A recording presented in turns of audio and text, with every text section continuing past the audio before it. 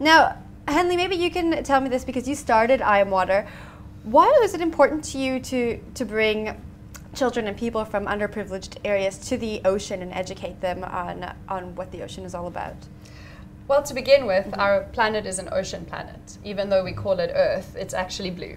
And so it's more, should be called planet Earth as opposed to planet, I mean, it should be called planet ocean as opposed to planet Earth. And for me, I think it's a tragedy how many people don't have access to the ocean. And in a country like South Africa, we have such an amazing coastline, but we don't have many people who actually have access to seeing what's underwater and experiencing our incredible coastline. And I think with that comes a problem of responsibility and comes a problem of conservation, that we can't expect people to make the right choices when it comes to from littering to sustainable seafood choices to all these things if you don't have an experience of the ocean. So for me, it's both a social development thing but also a conservation thing, that I think if people get ocean experiences and have that growth happen, it makes them better people in general and more conservation-minded people. But I also think that it's a human right to experience wilderness and nature. And South Africa, we have amazing oceans, so I want as many people as possible to experience that. Beautiful oceans in South Africa. Now, Peter, tell me about the experiences that you take these people on. Well, mostly we work with kids, so mostly we're working with youth. And we'll start with some breathing exercises, a little bit of stretching and yoga, and then we'll do some basic ocean education about the state of our oceans and why the oceans are important. And then we throw the kids in the water. So then they get to use the breath control that we've worked with them on, and then they get to see the fish that we've talked to them about and see the reef and see all these things they saw on slides but in real life. And that's basically one of our standard days. And usually we go work on a one-day workshop or a two-day workshop, and the response we've gotten has been great. Wow. Now, tell me about the feedback you get from the kids. I mean, from the beginning to the end, I imagine that their whole perception of what's going on in the ocean changes. Tell me about that experience for them. Yeah, I think it's a journey partly on their perception of the ocean, but also their perception of themselves, because I think a lot of people, especially in South Africa, have a very fear-based relationship with the ocean. And I think to protect the ocean, we need to overcome that fear.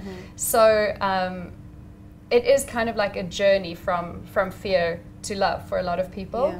And it's so fun. I mean, I worked with a kid up in Durban who had never been submerged in water. So not in a river, not in a pool, not in a bath even. And we took him snorkeling, and it was the most incredible thing. His eyes just getting bigger and bigger and looking up at me going, "Henley, I saw a fish! I saw a fish!" He'd never seen that before, I'd never even been underwater before. And, here in South Africa, we think, well, I thought that maybe this is a South Africa problem. Maybe this has got to do with our cultural heritages and even our, racial separation heritage. Maybe this is a South African thing. And then I did a TED talk in Bermuda and found exactly the same problem there. So now we have a very developed program in Bermuda, working with every 6th grader every year. And in Bermuda, that's like this teeny island in the middle of the Atlantic, same challenges. And the kids going, "I'm so excited to see what's out there. I've never seen what's out there." And they live on a small island with crystal clear blue water.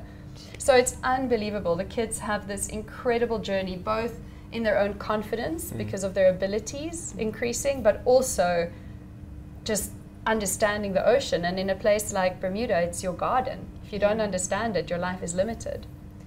It must feel extraordinary to hear the kids and see the kids' excitement in that moment. It sounds wonderful. Now, Peter, were you always this in tune with the ocean? I grew up around the ocean my entire life, and then once I finished competing, I started lifeguarding on the oceans in Los Angeles. So it's always been something that's been a part of my life, and I really think lifeguarding on the oceans in Los Angeles really teaches you, okay, this is what the ocean can do. And Henley mentioned some of the problems that people not having access here in South Africa, or Bermuda, but we saw it all the time in Los Angeles too. Probably 80% of the kids that we rescued, they were from the inner city in Los Angeles, and they came to the beach once, twice a year and thought, gosh, this is what it's like every day. And it was 6-foot surf and just raging rip currents. So they'd come to the beach and they'd be dressed in jeans and sweatshirts, and we'd be like, okay, now we have to rescue you and your friend, and you weigh 50 extra pounds. So it was it was issues we see all over. So Yeah, the ocean's been part of my life for a long time, and this just was a great opportunity.